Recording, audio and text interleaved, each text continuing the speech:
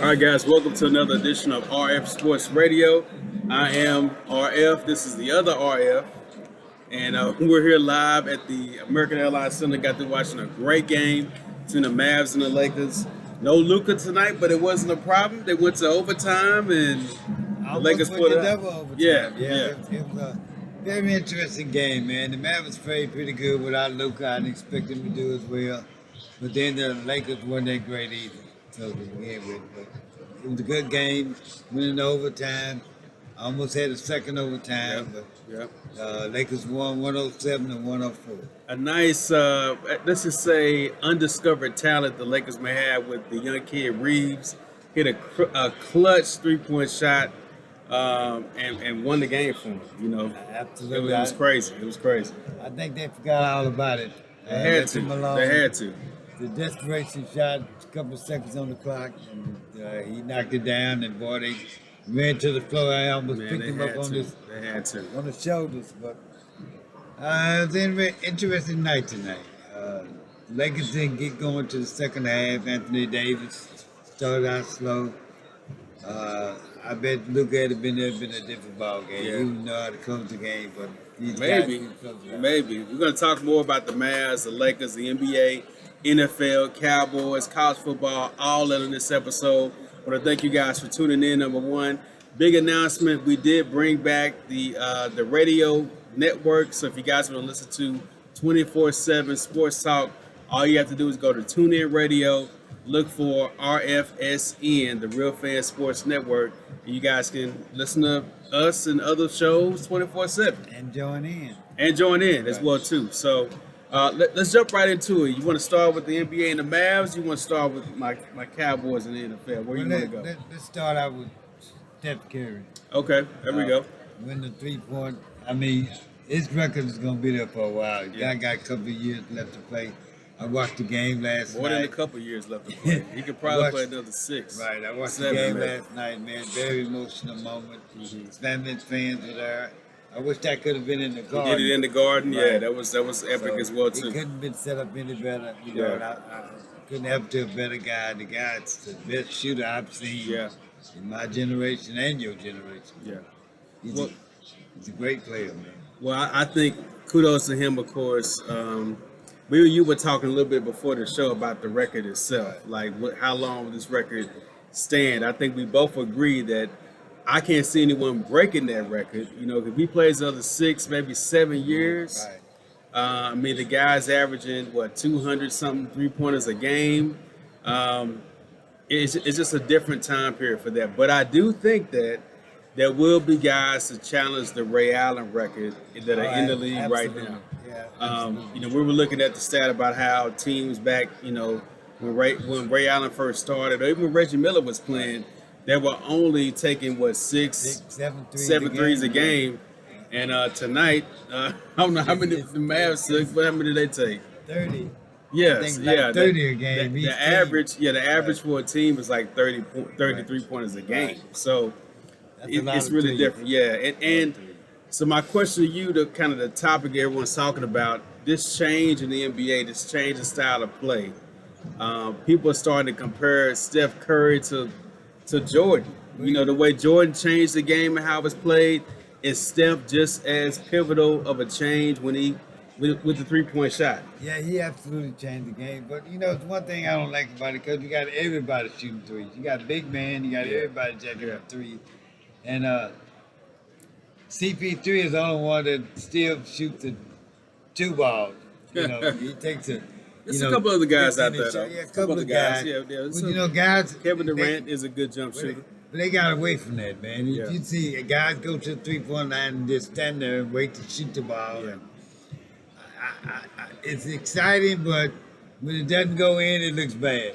You know, you can live by the 3, you die by the 3. But regardless of how you feel about the change in the style of play, I mean, can we at least give Steph the credit for making the change in the game? Yeah, I'm gonna give him credit for that. He did change the game. And Right. He didn't create forever changed it. He didn't create. he didn't create the 3-point shot, but he made he it. mastered it. He mastered it. He made it such a weapon.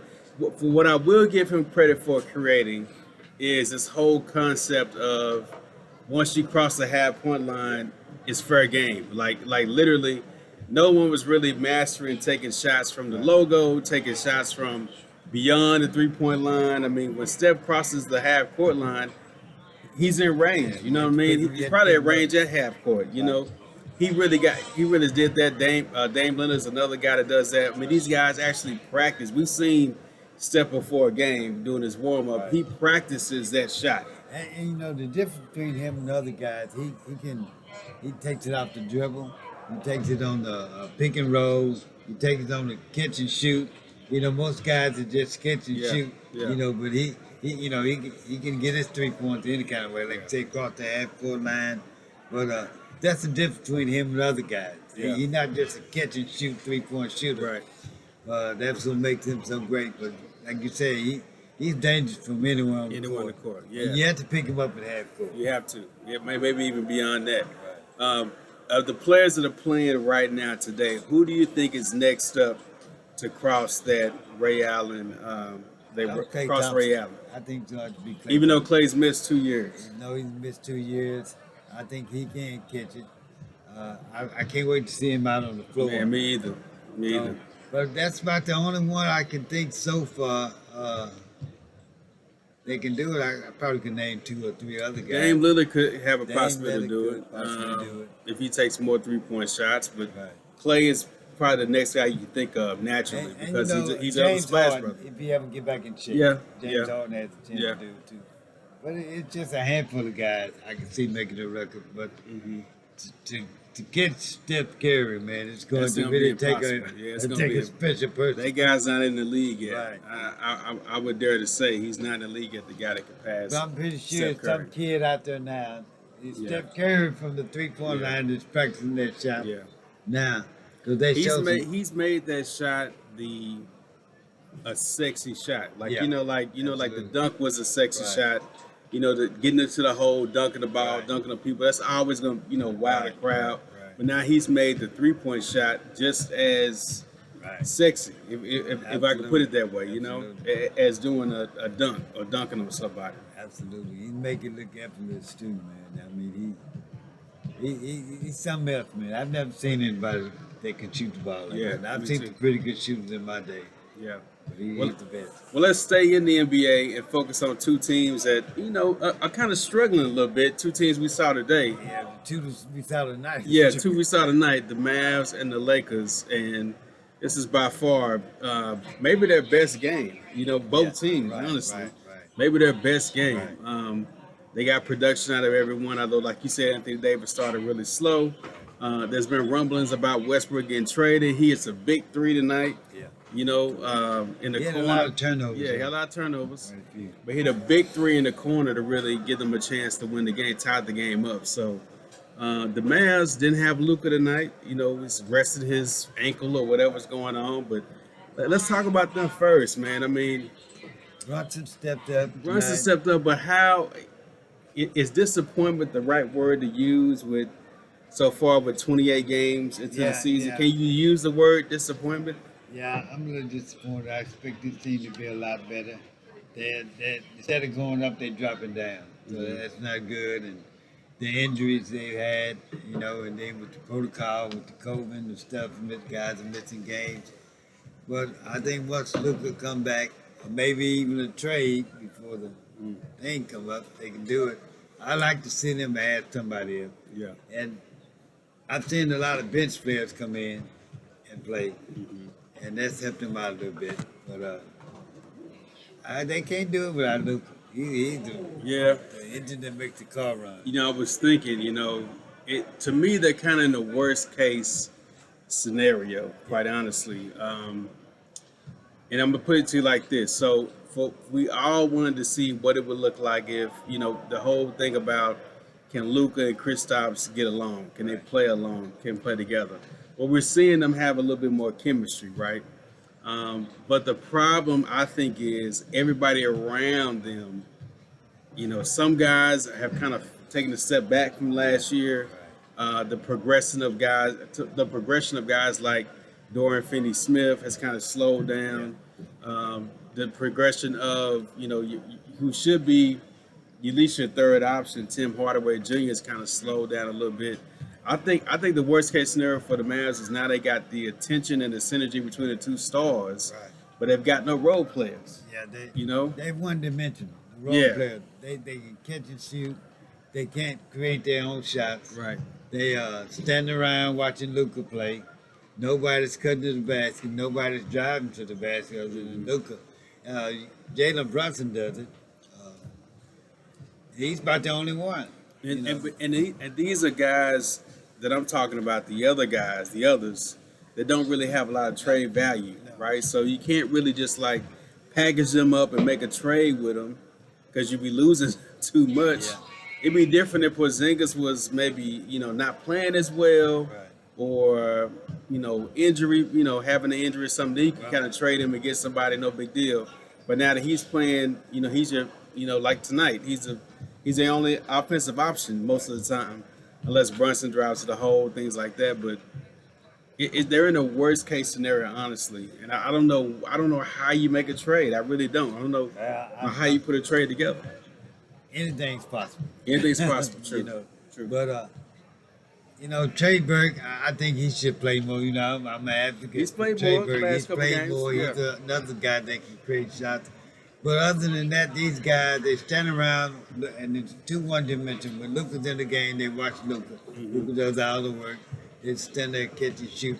I like to see them change, pick up the pace a little bit, play a little bit faster. The game is too slow. Yeah. Sometimes they get stagnant sometimes. And the old Mavericks, the one who won a championship, they had guys that come off the bench Right. and they don't have the guy, that energy guy, The come off energy the bench guy, like yeah, they used right, to. right. The crowd favorite, six-man, the JJ Barea, JJ Barea, JT Vince Terry, Carter, right, Vince Yeah. Carter. They don't have that, and I think that's what they're missing. Yeah. Well, it's getting close to Christmas. We know the NBA season kind of kicks into high gear Almost on halfway Christmas mark. Day. Yeah, so a lot to be seen with that team. We'll see exactly what happens with them. But they played well tonight. They lost by a late second three-pointer, but Right. they did play well without Luka, and we'll just see what happens, I guess, from here. See what happened. They could have been tied with the Lakers, but that put them 2 games back. Yeah. They could have been tied, but like I said, you don't want to go down. You're getting close to the All-Star break. Yeah. Now's when you really want to be kicking in high gear. So the Mavs still only have one All-Star? Luka's the only All-Star they have? You know what the All-Star game is this year? No. I looked it up the other day. It's in Cleveland, man. Cleveland. Why would you? Why? Who's gonna go to Cleveland for the All-Star game? Once I like to see it in a warm weather, Yes. nice climate. Yes. It's cold that time of year in Cleveland. We went to New York that time Yeah. in New York. I think But, everybody's going to the Super Bowl in LA before Right. they go to the All-Star game in Absolutely. Cleveland. So. Absolutely. Not much to do in Cleveland. No. So we'll see how they go. They get bad weather up there in February. Man, I'm not going to All-Star game in Nah, Cleveland. I I'm don't think sorry. I can fight to go. I didn't want to go in Toronto that year, Right. and I don't think I'm gonna go in Cleveland Right. this year as well too. Let's jump into some NFL stuff since we're talking about Super Let's talk Bowls. about Okay? your Cowboys. Let's talk about our Cowboys, man. All The Cowboys. ugly- All no, Cowboys. your Cowboys. All Cowboys. Love- Okay, guys. ugly win. Okay. Quiet is kept every Sunday. Royce calls me before the game starts, during the game, after the game is over. We're rooting for the Cowboys. Don't let him fool you by what he says on the show. He is a Cowboy fan. He's very concerned about how the Cowboys play, how the Cowboys look. I mean, let's just be honest. Listen, I want them to win. It's been 20-some years since they really won anything. We don't have the Rangers winning anything. The Mavericks haven't won anything in 2011. I like to see somebody from Texas go to the championship game. So the only alternative I have here are the Cowboys. Yeah, But I just don't like what I'm seeing out of that. man. Let's talk The about it. defense is great. They play Defense great. is I mean, the shockingly defense. great. This defense reminds me of the Doomsday defense they had Well, years ago. Okay, so let me ask you about one defensive player in particular that we talk about every Sunday when they play. That's Micah Parsons, the rookie. It's a real deal. The rookie out of Penn State who Real was ranked by Pro Football Focus as the #1 pass rusher in the league as a rookie, and yet he's still playing the majority of his snaps in linebacker. Yeah, I don't understand To that. steal your line, I can't sit at home and I can't coach too. I know. I can't coach too. Explain it to me, It man. drives me up a while. I don't know what they're doing, putting him in linebacker. He's better on the line. And we saw that Sunday. You know, he's a pass rusher, man. And, you know, you do want to put pressure on the quarterback, Yeah. you know, but they move him around a lot. We saw last Sunday I saw him deep down the field playing safety. Basically, covering routes. Maybe that's his position is all over the field, but I like him on the line better than being a linebacker. I do too. He's a great player. I think he's young. They want him on the field as much as possible. They put him in different positions. I think it's got to be a depth issue. Maybe they don't have linebackers that they can put in there, or they're just really trying to get him and DeMarcus Lawrence and Randy Gregory on the field at the same time. They got Some the kind guys of are way. healthy now, Yeah. so he's got to put guys in position to play. But I remember vividly that game he played on at defensive end the entire game. When both Gregory and Lawrence were out. I mean, he stayed in the backfield, stayed putting the pressure on the guy. He's too fast for a tackle, and he's too strong for a running back. So it's like he's like an enigma, man. But do you think this guy can win? I mean, I think he's going to win Defensive Rookie of the Year, no problem. Absolutely. Could he win Defensive Player of the Year as a rookie? He could win both. I've never seen it done, but I never seen it done either. But he has elevated the defense. Yeah, very surprised. And with Diggs playing as in, well, man, I can't believe it. You could have never told me at the beginning of the season our defense would be playing the way it is. Now, I would be even more shocked to hear that our offense is playing the way that the offense well, they is. started out the first 7 games. This offense, everybody was talking Super Bowl. It was the best offense out there. They're dynamic. They could run the ball. They could pass the ball. The running game is just... It's just null. It doesn't even happen anymore. Absolutely. You know, I know they said Zeke is banged up a little bit. Pollock is not playing. Mm-hmm. You know, and they don't have a third back to play back there. That's it. Yeah, I like to see him going back to running the ball. You know, get some pressure off Dak. Yeah. I think Dak feels like he has to throw the ball. Yeah. And some of the play calling, I'm suspect on. Yeah. Well, I think here's what I think, and I've heard this said, and I'm starting to become more of a believer of that. But I think that Kellen Moore is trying to disguise some of the offense. I think he's trying to get ready for the playoffs. I think he's not pulling out every play that they can run. But I think he doesn't want. I think he wants to disguise the offense somewhat. I honestly believe that now, and the reason why I believe is because I have to take into account that we have a coach in McCarthy, as questionable as I question him every Sunday. He has been to the playoffs many times. He's been to the Super Bowl. He's won a Super Bowl. He would understand that, hey, you know what? We're 9-4. We're gonna win our division. We are gonna have a playoff game. Let's not get everything on tape.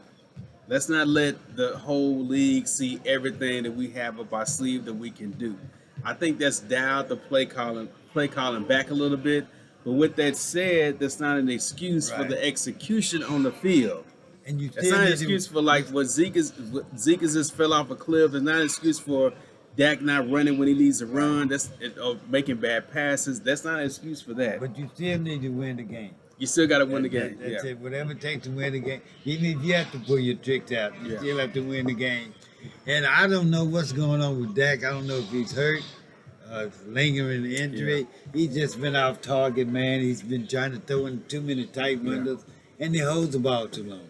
Yeah. And that gets him in trouble. He got sacked, 4 times Sunday? I think he's hurt. I really do. I think, when you see that ball like sailing like it is. Now, I used to play quarterback, as many of you guys know. I was a former quarterback in my younger years. So very young years. So, but when you throw the ball and it goes high like that, it's because typically you have bad footwork or your legs. You can't put stuff behind your legs. So, I think he's hurt. You know what I mean? I really do. I think he's one of those guys, and we know he's one of those guys that's not going to come out the field unless he's on a stretcher. He missed the whole season last season.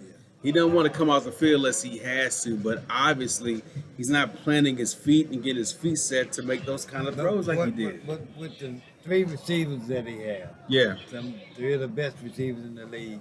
He forces a lot of balls too. He forces a lot of balls. I think he tries for the big play. Yeah. They can very well dink down the field because they have the receivers. CeeDee Lamb is capable of breaking, any one of the receivers is capable of breaking a tackle and going all the way. But it seems like to me they take too many big shots downfield. He waits too long for the play to develop, for the guy to get open, and they end up getting a sack because he holds the ball too long. Well, I'd rather see him switch it up with it. 5 yards, 10 yards, 7 yards. You have to be 25, 30 yards. But when he had a running game, he can manage it a lot better. You don't have a running game. You don't have a running game, right? So you need to dink and dunk down the field, and move the ball. At least keep the ball, move the chain moving, keep the other offense off the field, keep your defense rested up, But what I saw Sunday, they almost blew the game. Yeah, they did. Absolutely. It really started out great. Started out great, had a big lead. Yeah. Let them come back. I don't think it was part of the defense. I think more so the offense, 3 and out. Yeah. You keep giving the guys chances, they're gonna take them. They're gonna take them, right? Yeah. I think though we got a game against the New York Giants. If we win this game, we basically win it. Yeah, no reason we should lose. If we win the game, we basically win the division at that point. We'll be 10-4. There's a chance we can get a first round bye if like the Arizona Cardinals already lost. But now we need them to lose again, and which we can beat them. We play them after we play the Giants, and then we need Tampa Bay to lose a couple of games also. You know how Kyler Murray. Man, I can't wait for that game. We saw him I might go to that game. I might go to that game. Never lost a game at Jerry World. I might go to that game. Never. I might go to that game. And I wouldn't bet against him at Jerry World. That might be the one. That might be the one game I go to this season. Yeah. See Kyler Murray live. That'd be worth it. Cause we saw him play in high school. He never lost a game. Never lost a game. He's never lost in that stadium. Right. Even in college, he has never lost in that stadium. So I wouldn't bet against him. I'm homecoming for him. But you all should win. The Giants have much. And if that's hurt, let it rest the game. I don't know if he's hurt or not. Yeah. You got a pretty decent backup. But without a running game, I don't know how good he can be. Yeah, we're gonna see. But it's something awry in Dallas. We're taking one game at a time. We got to beat the Giants first. We got to get ready for the playoffs. We're gonna have a home game, so we got to get ready for that. So I'm excited about that, man. But I'm fired up about Cowboys. I hope they can keep the momentum I heard going. them. But I heard them. Listen, until they make the playoffs, I'm gonna hold. But it could be Sunday. Maybe. Well, even then, to get out of the first round of the playoffs, they gotta win a playoff game. Win a playoff game. Then you're on board. I have a jersey on. You're on board. Next show, I'll wear a Cowboy jersey if they make it to the playoffs. Again, want to thank you guys for tuning in. Make sure you follow us online, as well as follow the YouTube channel, but as well as go to TuneIn Radio. Favorite our station is RFSN. Make sure you listen to us 24/7. We got a lot more content coming to you guys as well. They want to hear from you guys too, so send us a message. Let us know you're listening out there. Let us know where you're from, so we can interact with you guys as well too. Before we go, I want to touch on one quick thing. A little bit about college football. Today was signing day. Bowl game coming up. The bowl games are coming up. We're going to, but today was signing day for some of these top recruits. And we saw today, for the first time, the number one recruit, although some people call him the number two recruit now, but the number one recruit in high school decommits from Florida State to go to Jackson State to play with Deion. And we did a show years ago where we talked about how great it would be if the black athletes in high school started to go to black colleges. And I think we found a way to make this happen, and that is by getting some of these guys like Deion. You saw Grambling hired Hugh Jackson, an NFL coach. Getting these guys to go back. I heard Ed Reed was talking about going to FAMU. Who was at with the Tennessee State running back?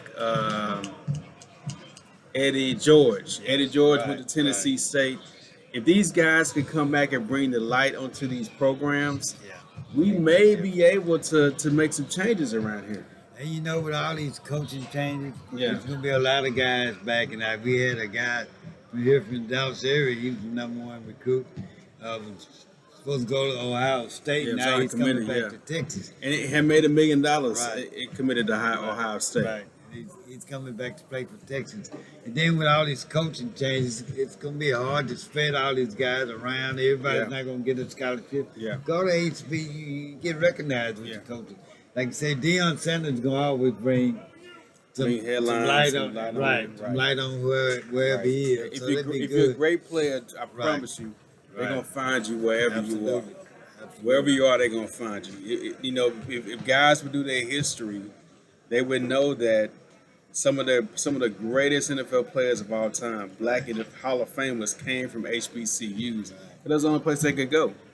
You know, these guys came out of there. You just saw what's his name, Michael Strahan, who went to Texas Southern. You know, and then you got Prairie playing in big leagues. You know, basketball. And that's a small school. You know, so.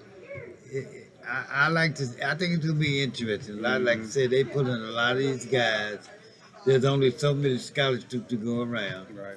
So it's good for these guys to look at these HBCU schools and try to go there. You know, like I said, if you're good, you get seen anywhere. Yeah. And a bigger conversation we should have at some point is about this whole transfer portal that's going on, kids transferring, and the NIL, the name and likeness money, and kids making millions of dollars. You know, matter of fact, Lane Kiffin was on. I forgot what press conference or something. He was talking about how kids now are asking them, well, how much can you offer me? Before they sign with the school, you know, because these kids are making millions. Well, you know, there's always dollars, been under the table. But now that's not they open, you know. Now you know you can make as much as you want.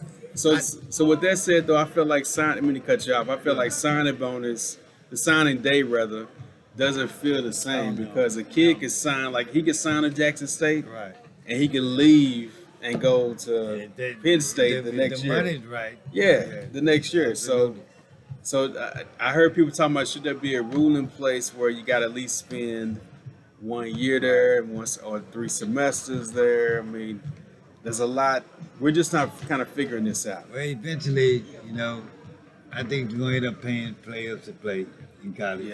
Yeah, you know, it's going to be a little salary. It don't have to be much. Everybody gets paid the same. If you can make extra on your own, doing things, but it's going to come down to that. The NCAA, as I see it now, is really not what it used to be. It's not the government. All these old guys are going to end up getting pushed out because there's a lot of new ideas, and like I said, the whole thing's changing. So it'll be interesting to see what happens. Yeah, so we've got some bowl games coming up, man. We'll be at the Armed Forces Bowl. Matter of fact, we won't be there, but our correspondent, Omar, will be there at the Armed Forces Bowl in Fort Worth. We'll be at the First Responder Bowl at SMU. And I believe we're going to be at the Texas Bowl down in Houston as well. That's on January the 4th. And a couple of high school playoff games. High school playoffs are coming up as well, too. Yeah, a lot going on. Right. But yeah, that's a wrap for us on today's show, guys. Live from the American Airlines Center as the Mavs lose a late second overtime game to the Lakers. So anything before we go? Nah, I just hope everybody be safe around the holidays. You know, people drive bad and get crazy and rushing and going on. Just be safe. Take care of yourself, and I hope everybody have a great Christmas. All right, guys. Our Sports Radio. Thank y'all for tuning in. We'll see you tomorrow.